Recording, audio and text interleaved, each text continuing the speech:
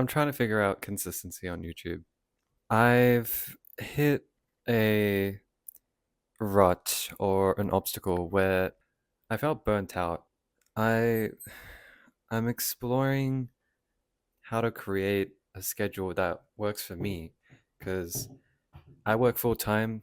I have to travel quite a distance to get to work, and that's really fatiguing. And it's probably the part that I hate the most, to be honest, the travel. I've been reading a book recently called The Brain That Breathes. And within this book, they talk about the value of creating breathing space and just having a moment to just step back and take a breath. That is quite valuable for me because I'm the type of person who always needs to be working on something, no matter what point of my life I'm in. I always need to be working on some kind of project. Could be writing a book, it could be trying out to make a album of music. I've talked about it with friends. I just don't know why. I always need to be working on something.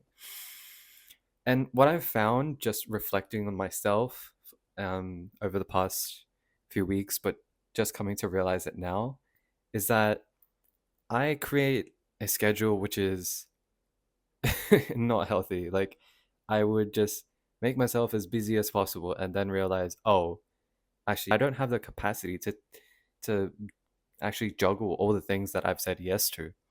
And to be honest, I think that's a good problem, but also obviously a bad problem because then I'm leaving my weekends feeling drained and exhausted, and then going into the new work week, which obviously is not okay. At the same time, the problem with my previous schedule was that I was editing on the train, and it felt like I was just trying to prioritize the edit as much as possible. And I wasn't giving myself that crucial breathing space that you need within a schedule that's sustainable. And what I've also realized is that, yes, having a schedule is great, but within the past few weeks, I've realized that if you just have a feeling to go and record something, just do it in the moment because you can always re-record. But the motivation of just being able to sit down to a camera and just talk out everything you want to talk to and deliver it to the camera, it's just so it's liberating. It's like that lightning in a bottle kind of moment where you just have that inspiration and you're able to just let things flow and just let it just be magic. Another problem that I've been struggling with is that I just haven't been making it fun. A great friend of mine said that you need to make it fun. Otherwise, you're not going to do it in the long run. And looking back, he was absolutely right. I've experimented with different video types on YouTube, and honestly, the ones that I enjoyed the most were actually doing book reviews. I just love being able to just read a book and then be able to talk about it because I'm a nerd like that. I don't come at me as much as you want, but that's just who I am. And just being able to discuss life and all of the things that capture my curiosity in the moment.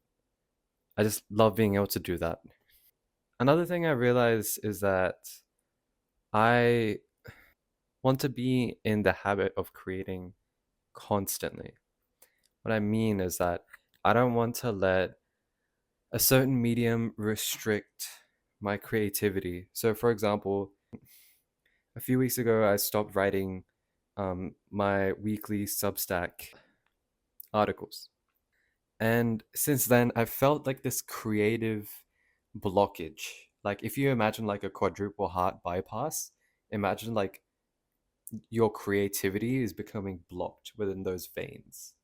And obviously, over time, that's a bad situation.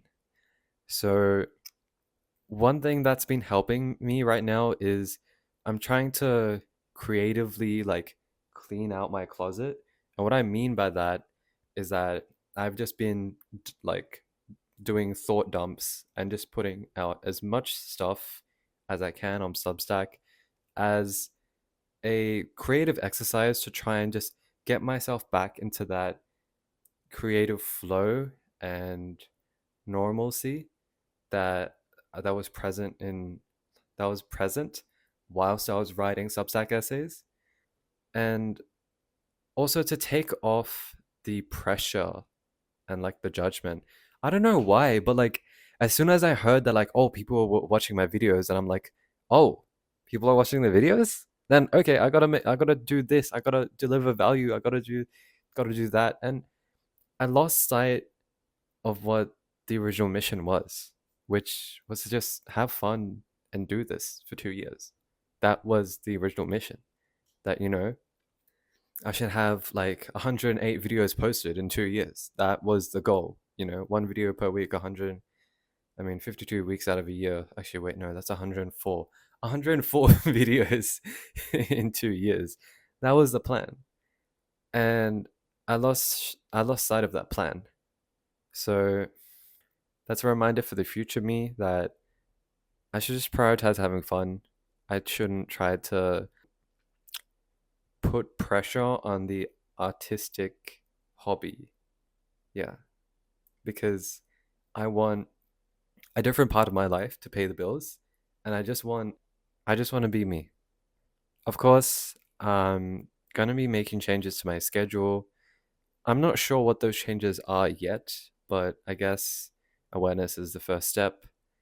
I'm hoping to get back on track to posting YouTube videos once a week, and I'm not going to look at the analytics at all. I know that's like a horrible thing to say in YouTube land, that like, oh, you should be focusing on analytics.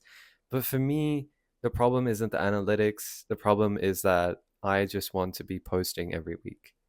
And that's my goal. And that's something that I need to work on and find a schedule that's suitable for me, so then I can post whilst also having that crucial breathing space, that time to just actively rest. That's another concept that this wonderful book, which I am yet to finish, talks about.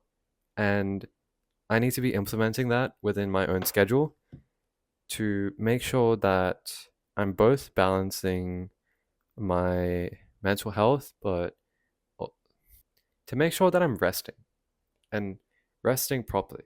And what my definition of resting properly is naps. I take naps when I feel burnt out, and it just helps me to bounce back and give me more energy to just keep going. That's one strategy I could implement. But yeah, so this is a little, I guess, a rant, or perhaps a reminder to my future self that I got to improve the schedule and make it fun and sustainable, and give myself that breathing space. All right, see you in the next one. Peace.